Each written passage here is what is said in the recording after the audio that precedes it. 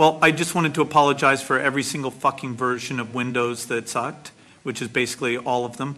Also, sorry for creating viruses just so I could profit from selling you the antivirus software. And on that note, sorry for spreading real viruses by profiting from vaccines and shit. Also, sorry for sterilizing so many of you. There's just too many of us, and some of you are not nice. That's why I'm trying to block out the sun. Anyway, I just came here to ask for a pardon from all the Epstein shit. Thank you. Cóż, jestem w drugiej fazie mojej kariery, rozdając wszystkie wspaniałe pieniądze o innowacje i innowacje w zdrowiu. W obszarach takich jak szczepionki czy edycja genów i... Prezydent i ja rozmawiamy o podniesieniu amerykańskiej innowacji na wyższy poziom, aby wyleczyć, a nawet wyeliminować niektóre z tych chorób. Friedrich, czy afera podkarpacka miała wpływ na pana decyzję dotyczącą Ukrainy? Jaka afera podkarpacka? So, Bill Gates, what's he doing in the White House then? What is he doing in the White House? This is a man who did a TED talk talking about if we can bring down the population by 10%, then go and look up his father, his fascia. His fascia was one of the founders of the eugenics movement. He was on the board of Planned Parenthood with that other crazy... Yeah, and eugenics is a made-up name for a science that means kill people. And rightly so. People are in uproar about the fact that this horrible human being, if he is human, this is terrible, how can you do this? This man's a murderer. I mean, blatantly, he is. Oj, dzisiaj chyba powiem rzeczy, które się Wam nie spodobają. Natomiast zachęcam, żebyście zobaczyli to nagranie do końca. To będziecie wiedzieć więcej niż 90% analityków antysystemowych, czyli tych osób, które starają się zrozumieć rzeczy, które są bardzo nieoczywiste. Mianowicie, czy Trump jest dobry, czy Trump jest zły. I heard from the survivors. First, they want to know why our government covered up for someone rich and powerful. For everyone watching at home, I think it's important to put yourself in these women's shoes. As you're questioning, why can't they just name the names?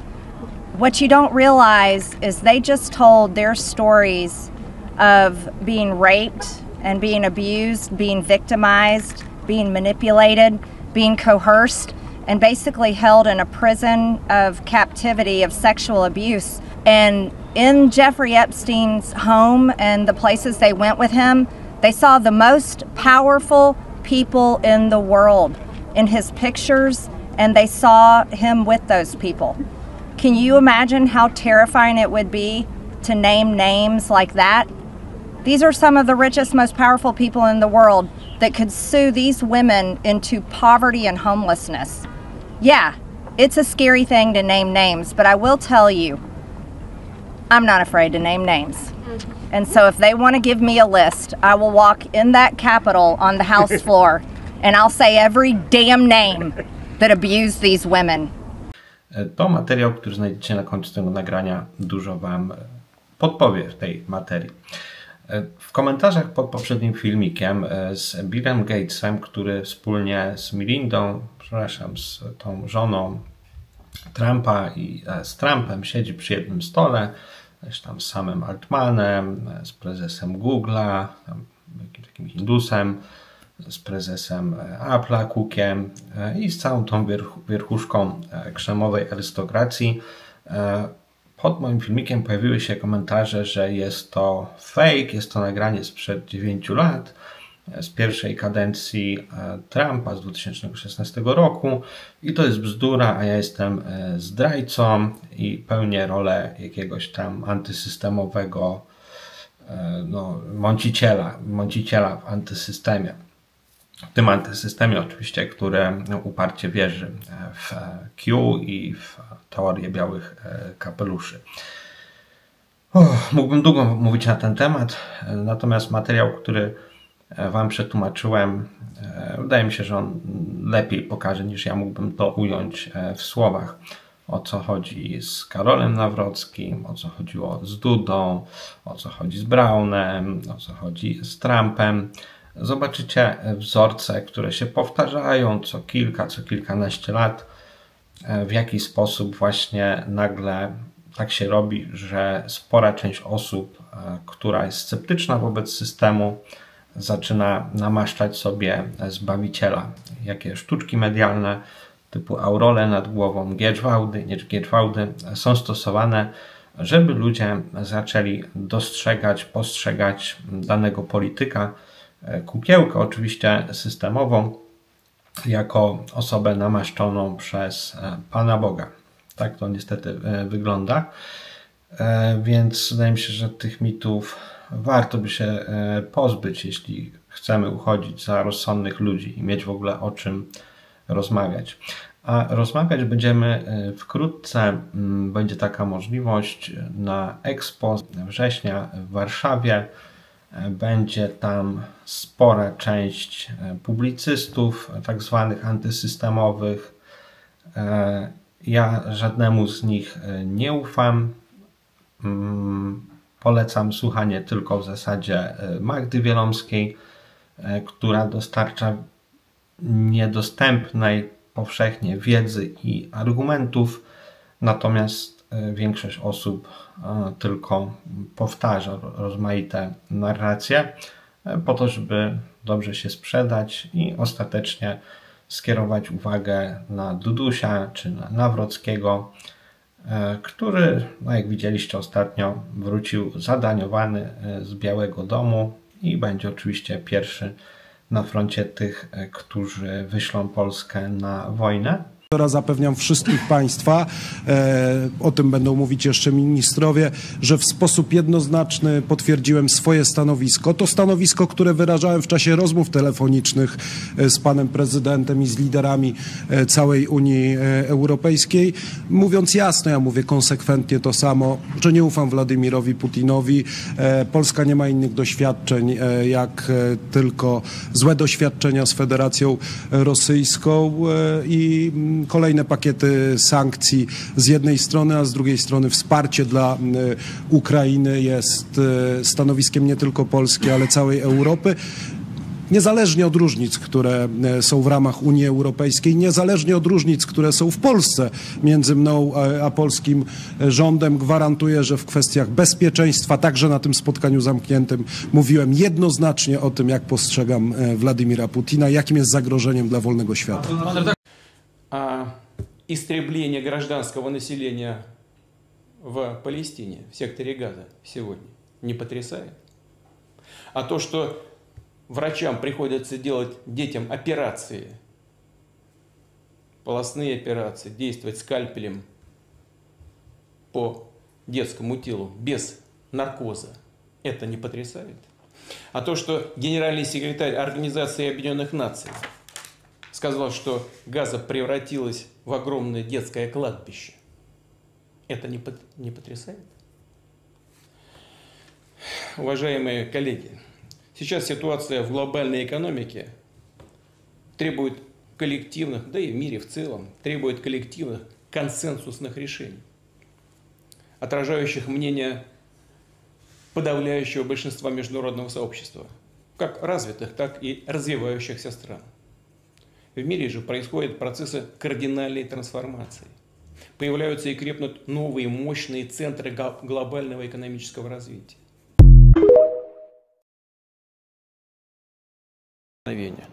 Было принято решение Советом Безопасности ООН в свое время о том, что должны быть образованы два государства – Израиль и Палестина. Израиль создан, Палестина фактически до сих пор так и не создана. В этом вся проблема.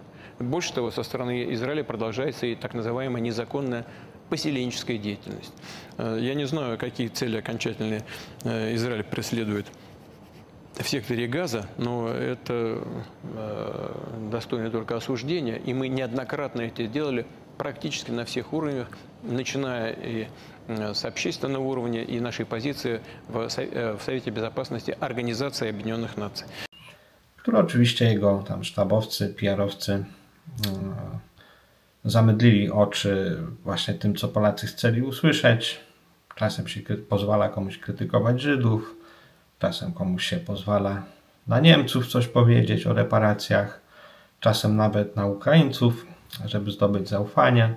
To są oczywiste puste gesty, które nic nie zmienią, które nic nie znaczą, po to, żeby w większym geszefcie to zaufanie można było, prawda, przekuć na wybór właściwej marionetki amerykańskiej czy żydowskiej, czy zdobycie przez chwilę poparcia. Tak jak widzieliśmy zresztą, poparcie to zbierał czy Duda, czy najlepszy chyba przykład to Trump, który dużo takich niby antysystemowych rzeczy obiecywał.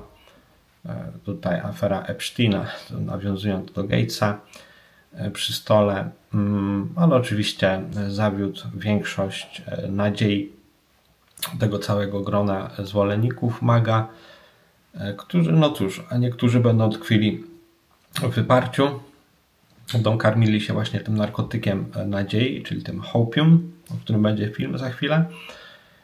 Nie będą w stanie się pogodzić z tym, że ich zbawiciel okazał się wilkiem w owczej skórze i raz po raz będziemy to widzieć też w Polsce, co do dowolnego, którego byście nie wybrali przedstawiciela postrzeganego za zbawcę. Więc jakby ja jestem całkowicie sceptyczny.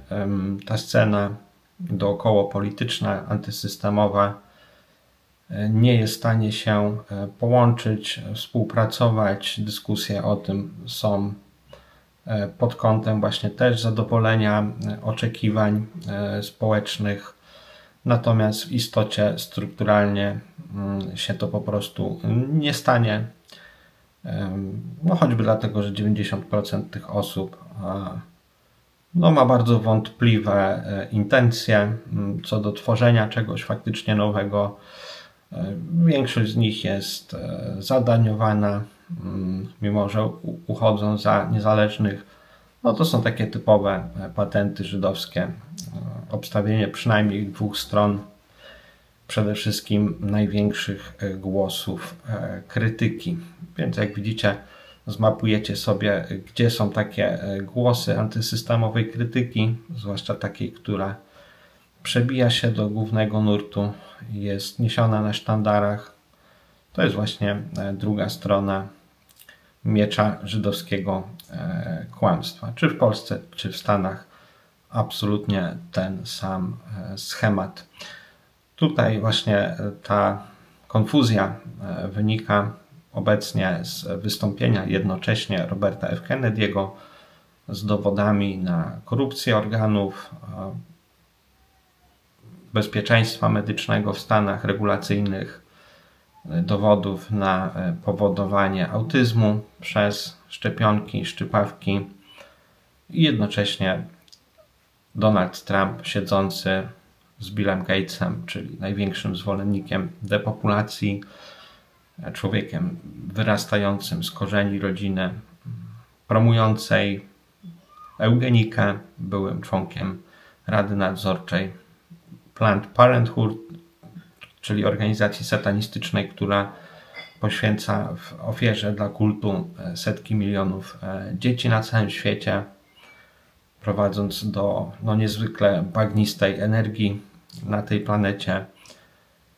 I tak to właśnie wygląda, że z jednej strony człowiek Trumpa rzekomo ujawnia, z drugiej strony Trump przytula i daje pewnego rodzaju bezpieczeństwo właśnie osobom takim jak Bill Gates.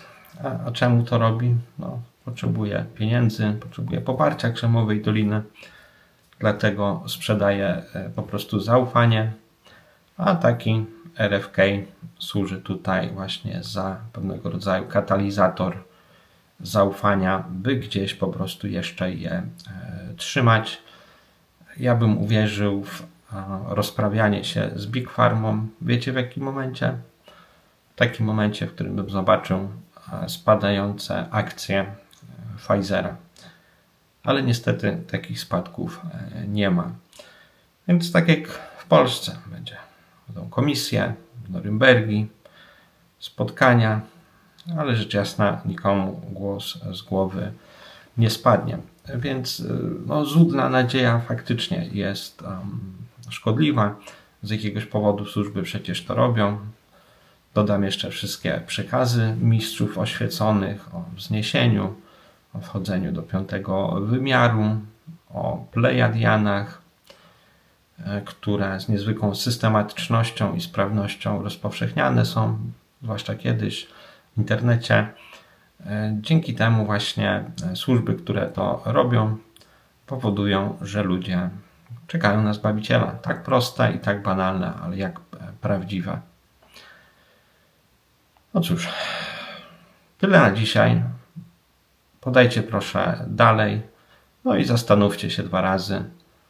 Myślę, że to pomoże Wam zrozumieć zacietrzewienie wielu z Was, Waszych znajomych, bliskich, którzy właśnie są pod wpływem tego narkotyku i po prostu powierzają swoją nadzieję systemowi po prostu w przebraniu. I bardzo dziękuję wszystkim, którzy wspierają moją pracę. Jest tych osób bardzo mało, dlatego każdej z Was indywidualnie, z osobna serca dziękuję.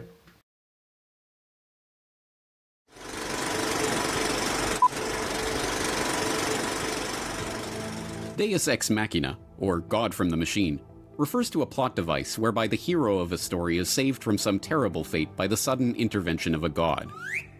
The term comes from ancient Greek drama, where the god would literally be brought onto the stage using a machine like a crane or a riser.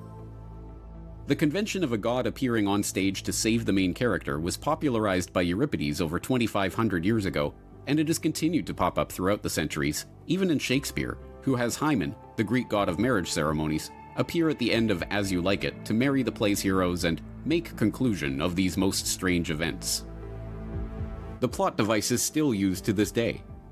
Now, instead of a god intervening to save the day, some miraculous event, object, character, or ability appears from nowhere to save the day. Think of the deadly, unstoppable Martians in Wells's War of the Worlds, for example, felled not by the combined artillery of the world's militaries, but by ordinary bacteria. Or think of the T-Rex at the end of Jurassic Park, appearing out of nowhere to save the heroes from the velociraptors. These are not just stories we tell ourselves. These are reflections of our thoughts about the world. They reveal our desires and beliefs, and they set up expectations for how the world really works. In the end, something will appear out of nowhere to help the good guys win and vanquish the bad guys once and for all. That's how it always works, right? Sure, Jan. 2,500 years ago, that something was a god. But in the modern world, we're too sophisticated to believe that a god will swoop in and save the day. No, today, the Deus ex machina isn't a god. More often than not, it's a politician. Ike for president, Ike for president, Ike for president, Ike for president. You like Ike, I like Ike, everybody likes Ike for president. Hang out the banner, beat the drum, we'll take Ike to Washington. We don't want John or Dean or Harry, let's do that big job right. Just get in step with the guy that's hep, get in step with Ike. You like Ike, I like Ike, everybody likes Ike for president. Hang out the banner, beat the drum, we'll take Ike to Washington. We got to get where we are going, to travel day and night for president. Let Adelaide go the other way, we'll all go with Ike. You like Ike, I like Ike, everybody likes Ike for president. Hang out the banner, beat the drum, we'll take Ike to Washington, we'll take Ike to Washington. Now is the time for all good Americans to come to the aid of their country. Blackrod on her way to summon the MPs.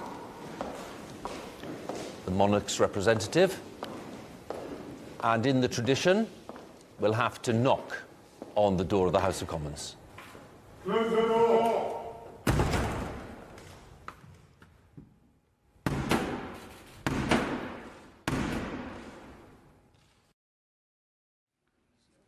Mr. Speaker, the Queen commands this honourable House to attend Her Majesty immediately in the House of Peers. Since the age of kings and queens gave way to the age of presidents and prime ministers, an increasingly secular public has stopped looking for divine intervention to save the nation from calamity and instead begun praying for salvation from the demigods of the modern age, politicians. Every election cycle, the public hears how this politician will deliver the nation from its economic woes, or that politician will restore a country to its former greatness. In 1916, Woodrow Wilson was re-elected as President of the United States on the back of his popular campaign slogan, "He kept us out of war." But like all of the presumptive political saviors of the democratic age, in which popularity contests determine who seizes power and the public is swayed by the nicest-sounding promises, Wilson too promptly broke his word. Just 5 months after his re-election, he oversaw U.S. entry into the First World War and gave his now famous speech assuring the public that getting the U.S. into war was necessary to make the world safe for democracy. Similarly, Lyndon B. Johnson won election in 1964, promising to limit America's involvement in Vietnam. Some others are eager to enlarge the conflict. They call upon us to supply American boys to do the job that Asian boys should do. But this, too, was just another swiftly broken promise by yet another political savior. Air action is now in execution against gunboats and certain supporting facilities in North Vietnam. Laughably, even George W. Bush won the election in 2000, promising a humble American foreign policy and a vow to only fight short, winnable wars with well-defined objectives. But I'm going to be judicious as to how to use the military. It needs to be in our vital interest, the mission needs to be clear, and the exit strategy obvious. On my orders, coalition forces have begun striking selected targets of military importance to undermine Saddam Hussein's ability to wage war. But this pattern is not just about war, and it is not specific to any particular country. Throughout the world, politicians have won elections promising to deliver the inherently undeliverable. What Australian could forget Bob Hawke's promise to eliminate child poverty in 3 years? By 1990, no Australian child will be living in poverty. And what Greek could forget when Alexis Tsipras was swept to power with a strong populist mandate to stand up to the European Union in the midst of the sovereign debt crisis? I want to thank you from the bottom of my heart for this great victory. I feel vindicated because the Greek people gave us a clear mandate to continue the struggle to raise up our people's dignity. Instead, Tsipras immediately sold the nation further into debt by accepting the terms of a punishing €85 billion bailout package that even Syriza's own members called a betrayal of the party's promises. One day ahead of an essential parliamentary vote to secure his country's bailout deal from Eurozone creditors, Greek Prime Minister Alexis Tsipras is here trying to quell a rebellion inside his ruling coalition. Mr. Tsipras is meeting with MPs from his own Syriza party, some of whom are very disappointed and upset about a deal which includes far more austerity than the package rejected by voters at a referendum just more than a week ago. In fact, with all these decades and, in the case of the oldest democracies, centuries of broken political promises, you'd think that the public would have caught on to the game by now. But, if anything, recent events have revealed that people are becoming more addicted to this politician-peddled hopium, even as the lies and broken promises become ever more ridiculous. In 2008, this endlessly escalating wave of political insanity seemed to reach a crescendo as it dashed upon the shores of the presidential campaign of Barack Obama. There's something happening when people vote not just for party that they belong to, but the votes, the hopes that they hold in common. We are ready to take this country in a fundamentally new direction. That's what's happening in America right now. Change is what's happening in America.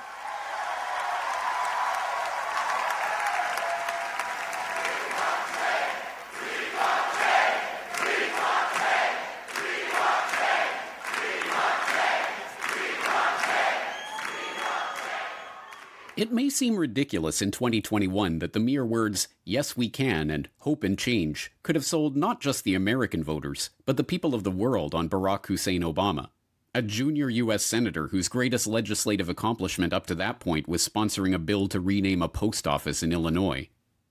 But, in hindsight, that was exactly what was so effective about the entire Hope and Change campaign. After 8 years of neocon carnage, amid the tumult of the ongoing fiasco in Iraq, in the shadow of the rising police state at home, and in the face of the revelations of corporate accounting fraud and banking malfeasance that culminated in a global financial crisis, the public was desperately hoping for change. We will remember that there is something happening in America, that we are not as divided as our politics suggest, that we are one people, we are one nation, and together we will begin the next great chapter in the American story with 3 words that will ring from coast to coast, from sea to shining sea. Yes, we can. Thank you, New Hampshire. Thank you. It didn't matter that Obama, like every other con man to swindle the majority of the population in the great popularity contest we call democracy, lied about every one of his major campaign promises. It didn't matter that he lied about closing Guantanamo. I have said repeatedly that I intend to close Guantanamo, and I will follow through on that. It is true that I have not been able to close the darn thing because of the congressional restrictions that have been placed on us. It didn't matter that he lied about ending the war of terror. And that is why, as president, I will make the fight against al-Qaeda and the Taliban the top priority that it should be. The Obama administration knowingly gave U.S. taxpayer dollars to an al-Qaeda affiliate in Sudan. A joint I-24 News Middle East Forum investigation reveals the U.S. government gave money to a designated global terror entity placed on the U.S. sanctions list over its financial support for Osama bin Laden. It didn't matter that he lied about ending the illegal wiretapping of Americans. This administration also puts forward a false choice between the liberties we cherish and the security we provide. I will provide our intelligence and law enforcement agencies with the tools they need to track and take out the terrorists without undermining our Constitution and our freedom. That means no more illegal wiretapping of American citizens. I came in with a healthy skepticism about these programs. My team evaluated them. We scrubbed them thoroughly. We actually expanded some of the oversight, increased some of the safeguards. But my assessment and my team's assessment was that they help us prevent terrorist attacks. None of his broken promises matter, because it was never about any actual concrete action. If the mass hysteria that swept over the public in 2008 was about achieving tangible results, the Nobel Committee would not have awarded Obama the Nobel Peace Prize less than 1 year into his first term in office, while he was still waging wars in Afghanistan and Iraq and expanding Bush's drone war into Pakistan. The Norwegian Nobel Committee has decided that the Nobel Peace Prize for 2009 is to be awarded to President Barack Obama for his extraordinary efforts to strengthen international diplomacy and cooperation between peoples. No, it was never about action. It was about providing the audience of the political spectacle the scene that they were waiting for. The next political messiah is wheeled onto the stage, he waves his hand and makes everything better, and everyone goes back to their daily struggles for the next 4 years. The ritual is complete. Indeed, after thousands of years in which heads of state were worshipped as literal gods on earth, or, more recently, as divine appointees, it should come as no surprise that popular presidents and prime ministers are almost always portrayed with recourse to religious iconography. The common trope of photographing presidents with the halo of the presidential seal around them is nothing new. But even taking that history into account, the religious frenzy that Obama's appearance on the national political stage caused was, in retrospect, undeniably strange. Who is Barack Obama? Contrary to the rumors that you've heard, I was not born in a manger. I was actually born on Krypton and sent here by my father, Jor-El, to save the planet Earth.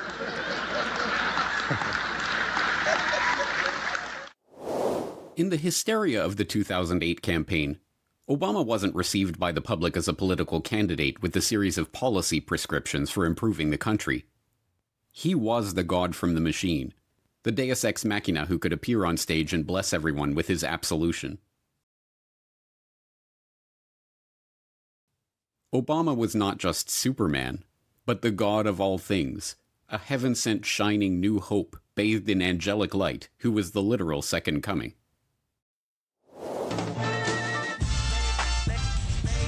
First of all, giving honor to God and our Lord and Savior, Barack Obama. And by the time the public finally snapped from their reverie and realized that, after all, Obama was just another politician. Why is Obama facing so much opposition now? Why is he struggling so much to really fulfill the great flame of ambition and excitement that he was elected on originally in 2009? Well, you've touched on it to a degree. He made so many promises. We thought that he was going to be, I shouldn't say this at Christmas time, but the next Messiah. The former director of the Norwegian Nobel Institute says he regrets awarding the Nobel Peace Prize to President Barack Obama in 2009. He lied. It's not subtle. He said there will be no spying on citizens who are not suspected of a crime. He lied. There is spying on all of us, and we are not suspected of a crime. Barack Obama is a liar. Can I make it clear? It was too late. Obama had already served his role as the next political savior, and, having served that function, he could be discarded like yesterday's newspaper. For those who believed that the 2008 campaign was the apotheosis of the hope and change routine, this was the end of the line for this political charade. Looking at the process from a rational perspective, one could be forgiven for thinking that the public had learned its lesson, and that no politician would be able to bamboozle the public like that again, as long as the Obama legacy was in living memory. But this is not a rational process, and those who believed that could not have been more wrong.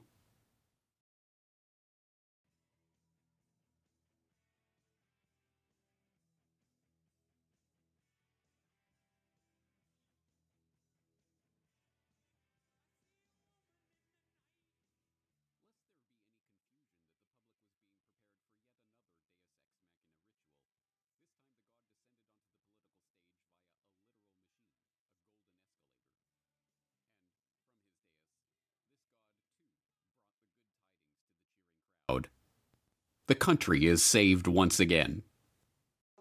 Ladies and gentlemen, I am officially running for President of the United States, and we are going to make our country great again.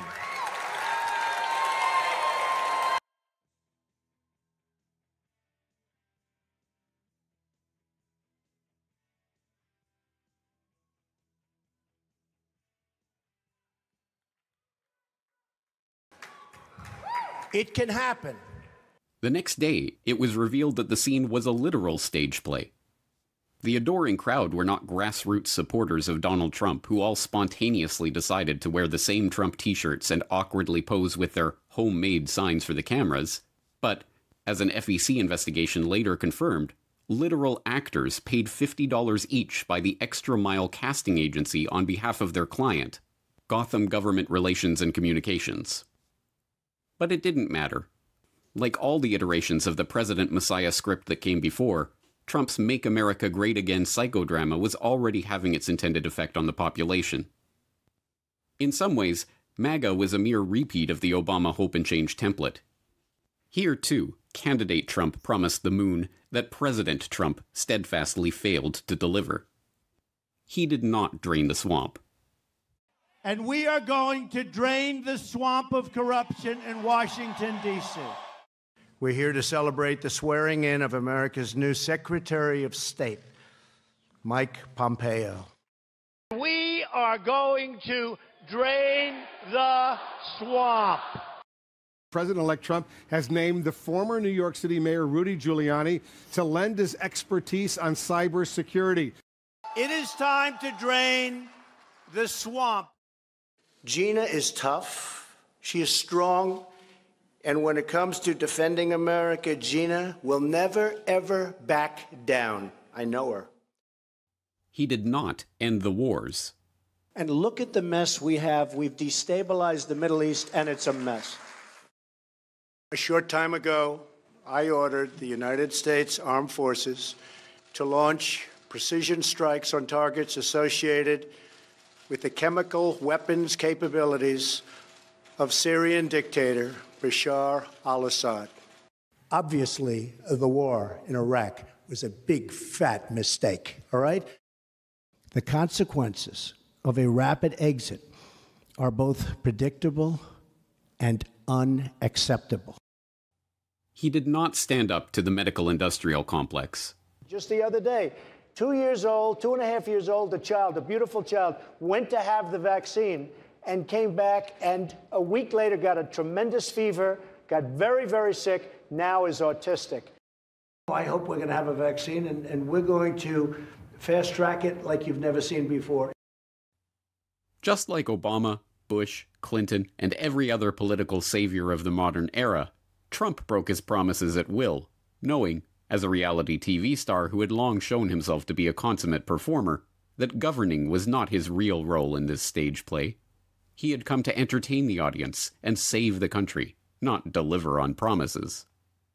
And, like the Obama-Messiah, Trump, too, took on the role of divine redeemer of the nation, second only to Christ himself. Somebody said to me the other day, "You're the most famous person in the world by far." I said, "No, I'm not. No, I'm not." They said, "Yes, you are." I said, "No." They said, "Who's more famous?" I said, "Jesus Christ."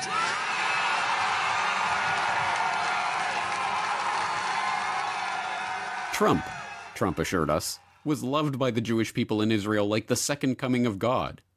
And once again, the president was being portrayed as heaven sent, a man chosen by God himself to lead America back to the promised land. And I shared it with him. I said, "Mr. President, I know there are people that say, you know, you said you were the chosen one." And I said, "You were."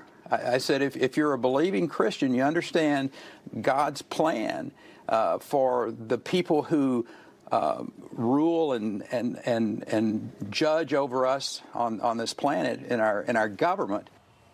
Unless people on the left attack Rick Perry, he pointed out to me, he believes Barack Obama was sent by God as well. He said for that moment and that time. He said he thinks for this moment and this time, Donald Trump was sent by God to do great things. Or, as the internet users who helped build the momentum for the Trump train during the 2016 campaign put it in their popular meme,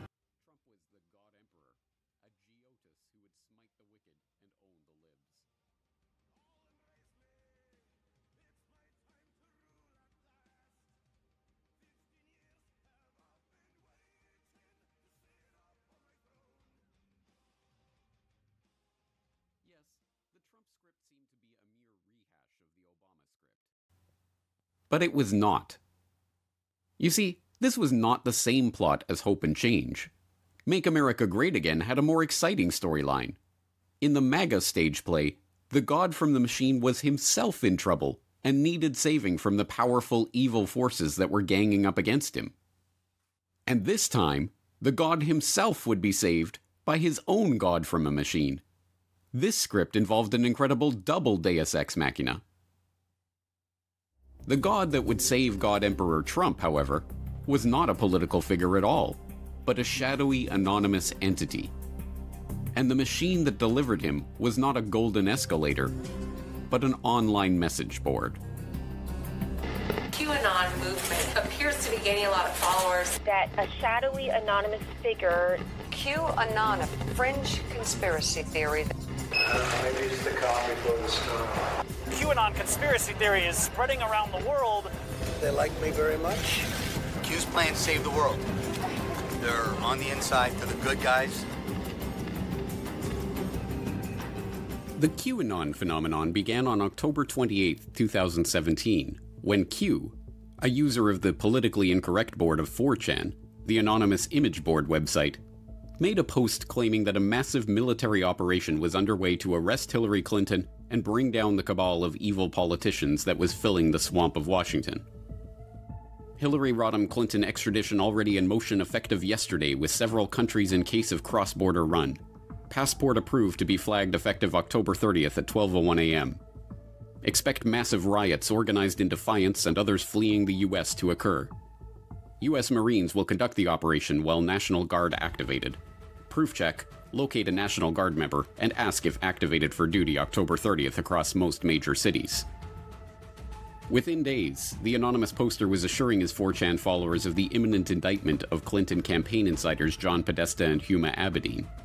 And on November 2nd, less than a week after the initial post, the poster was calling himself Q Clearance Patriot and claiming that over the course of the next several days he will undoubtedly realize that we are taking back our great country. On POTUS's order, we have initiated certain fail-safes that shall safeguard the public from the primary fallout, which is slated to occur November 3rd upon the arrest announcement of Mr. Podesta, actionable November 4th. Confirmation to the public of what is occurring will then be revealed and will not be openly accepted. Public riots are being organized in serious numbers in an effort to prevent the arrest and capture of more senior public officials. On POTUS's order, a state of temporary military control will be actioned and special ops carried out. In every way, these early Q drops exemplify the QAnon phenomenon that it spawned. They pick up on the language and code words of classified government operations like Mockingbird and Q clearance. They pretend to impart insider information about high-level political events, even predicting specific events on specific dates, like the arrest announcement of Podesta and the beginning of a military coup. And they pose a series of vague rhetorical questions. Why does POTUS surround himself with generals? What is military intelligence? Why go around the three-letter agencies? That feel important without providing any specific knowledge or insight. It did not matter that none of this poster's specific predictions or declarations came to pass. Eventually, an entire movement would arise dedicated to reading, parsing, and spreading the gospel of this new god from the machine that they called Q. The good guys with control over the NSA began the Q intelligence dissemination program to invoke an online grassroots movement that came to be called the Great Awakening. It started on underground internet channels and then moved to the mainstream. The ironic thing was that when I started reading Q's posts, for me it was like, oh yeah, okay, sure. People who worship Satan in our government.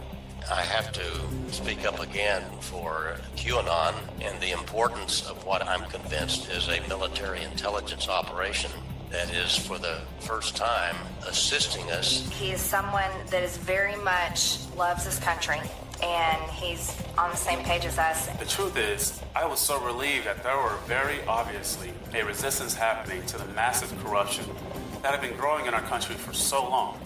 The reason why people are grateful for my Q decodes is that Q gives people hope. As Q's notoriety grew, so too did the grandiosity of his predictions, promises, and pronouncements. Followers were told to expect false flags and that there would be fireworks, but that the president would be 100% insulated. They were exhorted to trust Attorney General Jeff Sessions and assured that February 1st, 2018 would be the day of days. They were promised a parade that will never be forgotten on November 11th of 2018. They were assured that Mark Zuckerberg was stepping down as chairman of Facebook. July 2018 would be the month the world discovered the truth, with Q asserting that there would be conspiracy no more. Of course, every one of these pronouncements was categorically wrong. But, as Q taught his followers to believe, disinformation is real, and disinformation is necessary. So these false predictions were in fact signs that Q was telling the truth. It didn't make sense. It didn't have to.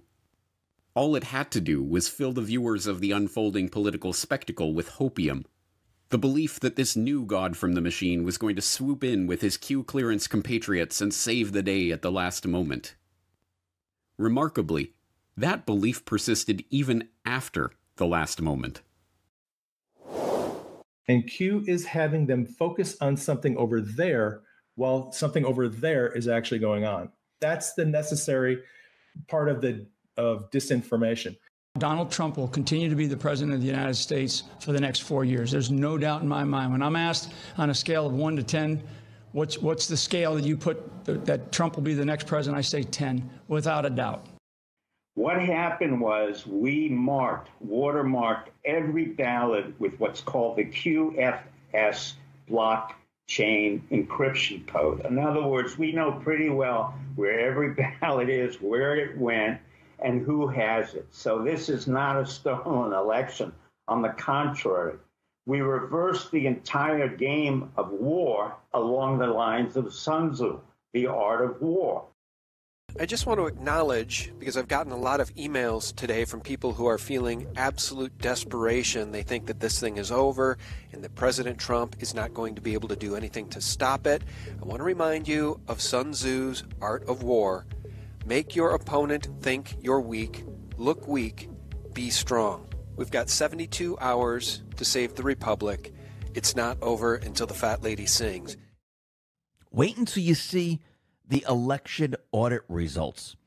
Remember, multiple states now are visiting Arizona. You think this is just going to stop with Arizona? No, this is where it begins. It isn't hard to see why Q became so popular. Like every good Deus Ex Machina, Q promised to deliver the audience of the current political drama exactly what they wanted. An entertaining, exciting, and satisfying resolution to the play, delivering the hero, Trump, from evil, the Democrats, just in the nick of time. It is not coincidence that "enjoy the show" and "get the popcorn" became favorite phrases of Q and the QAnon followers. This was, after all, just that. A show. A scripted drama designed to play on the psyche of the audience. But if this was a script, what was the point? It's easy to understand the presidential version of the Deus Ex Machina script. It keeps people voting and participating in a system that will continue on with an agenda regardless of who is occupying the Oval Office. But what was the point of the QAnon script? Who was the intended audience of this psychodrama, and what effect did it have on them? The clue comes in Q's constant exhortations for his followers to trust. Trust Sessions. Trust Grassley. Trust POTUS. Trust the plan. The terminology, as well as the methodology, of the Q operation evokes Operation Trust, a Soviet counterintelligence program in the 1920s that took over a pro-monarchist organization, the Monarchist Union of Central Russia. The Soviets used operatives within the organization to persuade members that they should not engage in militant activity against the government because a plan was underway for internal anti-Bolshevik forces to topple the regime. Trust the plan. In this case, trusting the plan got members of the opposition either put on trial and sent to the gulags, or blackmailed into working for Soviet intelligence. Q certainly did pacify many with his constant entreaty to trust the plan. Q also rallied people time and time again to support the policies, operations, and personnel of the very deep state that they were supposedly fighting against. Suddenly, Jeff Sessions, Bill Barr, John Bolton, and other longtime members of the political establishment were the good guys in this elaborate drama. 99% of the agents at the CIA, FBI, DOJ, and NSA were patriots who served with distinction and thus needed to be supported. The decades-long neocon dream of invading Iran became, in the eyes of Q followers, a good and noble cause. But even beyond the pacification of those who would otherwise be resisting the government, the Q army of self-styled digital soldiers provided the very foil that the deep state needed to move to the next step of their counterinsurgency program: the crackdown on domestic terrorism.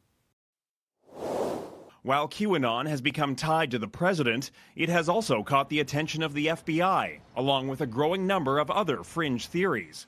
In an internal memo, the Bureau warns some of those conspiracy theories will likely motivate some domestic extremists to commit criminal, sometimes violent activity. The FBI says January's riot at the Capitol was a turning point for the conspiracy movement QAnon, with some followers dropping out, disappointed that the promises of the person behind it, known as Q, haven't come to pass. But others, the FBI says, may become so frustrated they turn more to violence, such as, quote, harming perceived members of the cabal, such as Democrats and other political opposition. But I think the reality is that what you're seeing, all this activity by the FBI, by law enforcement to go after and arrest people, that's all great, but that's all right of the boom. And in intelligence, you really want to be left of the boom. You want to be way out ahead of the events. And I think we're going to have to reset our entire intelligence approach to these white supremacist militias, these dangerous ultra-nationalist organizations. I think we're going to have to look at greater surveillance of them. The FBI is going to have to run confidential sources. We're going to have to penetrate these plots long before they present a violent threat to our democracy if we want to have any hope of stopping these in the future. The demonstrators who infiltrated the Capitol have defiled the seat of American democracy. To those who engaged in the acts of violence and destruction, you do not represent our country. And to those who broke the law, you will pay.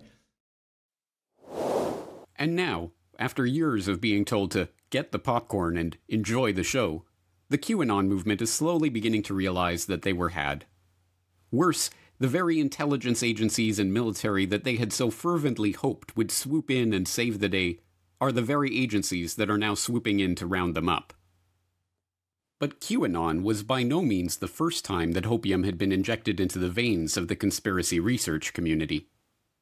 In the 1990s, a power industry teaching consultant named Harvey Francis Barnard developed a proposed set of reforms for America's monetary and tax system that he called the National Economic Security and Recovery Act, or NESARA. He self-published a book outlining his proposal, sent copies to members of Congress, started an institute to promote the idea, and, in 2000, published his proposal on the internet. At that point, NESARA became the centerpiece of an elaborate hoax promulgated by an online charlatan calling herself the Dove of Oneness. In this story, the NESARA bill is a miracle. It abolishes income taxes, forgives mortgages, zeroes out credit cards, and declares peace. Even more miraculous, in a stunning move only known to the Dove of Oneness, the bill had been secretly passed by Congress and was due to take effect on September 11, 2001, which is why the World Trade Center was destroyed. But, like every good drama, this story too had a deus ex machina to keep Dove's internet audience hanging on and enjoying the show. The White Knights, an underground group of good guys who were in high positions within all these institutions, who were fed up with the status quo and were planning a coup d'etat that was going to happen very soon. Just as with Q, the cult that grew around the NESARA myth with its White Knight gods from the machine promised specific events on specific dates. Every time a prediction failed to happen, followers were reassured that the long-promised coup had been delayed so that the White Knights could better prepare the public for the pandemonium that would ensue when they swoop in to save the day. In the meantime, followers could get the popcorn and enjoy the show, knowing that all their debt would soon be forgiven and that peace on earth was just around the corner. And the name of that book in which Barnard first laid out his NESARA proposal? Draining the Swamp. Yes, the Deus Ex Machina story is trotted out every few years under different guises. A secret order of ninjas is preparing to assassinate the evil Illuminati and bring peace to the world. A secret stash of trillions of dollars is about to be shared out with the people of the world, ending all poverty. A cosmic realignment is going to take place on December 21st, 2012, raising humanity to a higher level of consciousness and ending all strife and suffering. An anonymous 4chan poster is leaking classified information about a good military coup that's going to restore order and drain the swamp. The message is always the same. Get the popcorn and enjoy the show. The god is coming from the machine to save you. Just wait. It is no great shame to be fooled by hopium at least once. Everyone has trouble distinguishing genuine hope from synthetic hopium when they first encounter it. Moving on, one of your former close aides recently said that you, quote, engaged in conspiracy theories, including perhaps the 9/11 attacks were coordinated with the CIA, and that the Bush administration might have known about the attacks ahead of time. So have you ever expressed in front of anyone... No, wait. Don't go any further than that. That's complete nonsense. It's nonsense. Just stop that. That's not true. No, I did not. I never bought into that stuff. I never talked about it. Okay. About the conspiracy of Bush knowing about this? No, come on. Let's be reasonable. Okay. That's just off the wall. Over and over, we see the same story play out. The crowd begins to lose interest in the political stage play. They begin to suspect that it's fake, that reality is taking place somewhere off stage and out of sight. They begin to realize that they are not spectators at all, but active participants with the ability to shape the world around them. And then along comes a god from a machine peddling hopium, and the audience goes back to enjoying the show. None of this is to denigrate the religious instinct that compels humans to look for a savior from the heavens. On the contrary, those with religious faith should be the most offended by this god from the machine script that sees their most cherished divine beliefs cynically played on by would-be political rulers masquerading as gods. Of course the hopium peddled by these fake gods is enticing. It's designed to be. It plays on one of our greatest capacities as human beings. Our capacity for hope. Our belief that we can make the world a better place, and that we are not condemned to forever wait for the god from the machine to deliver us from our problems. But hopium is not hope. Like opium, which binds to opioid receptors in the brain to provide temporary pain relief, hopium is a synthetic, man-made construct which provides us with the simulacrum of hope. And, like opium, hopium can disrupt our lives, pacify us into inactivity, and make us suffer withdrawals in its absence. No, we must not abandon hope itself.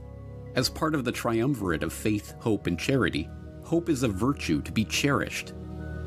Genuine hope is the rocket fuel that humans use to propel themselves towards their goals.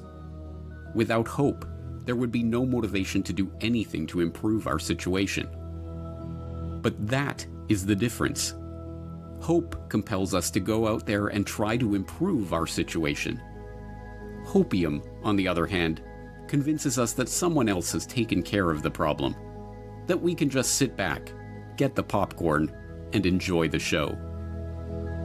Like the dope peddler on the street corner, the politicians and hucksters are always ready to satisfy their mark with a dose of hopium. And the public, more often than not, is only too happy to take it. But hopium is a deadly drug, and the god from the machine is nothing but a cheap stage trick.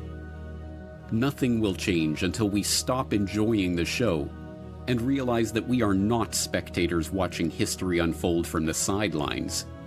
We are history's actors, and propelled by genuine hope, we can and will change the world.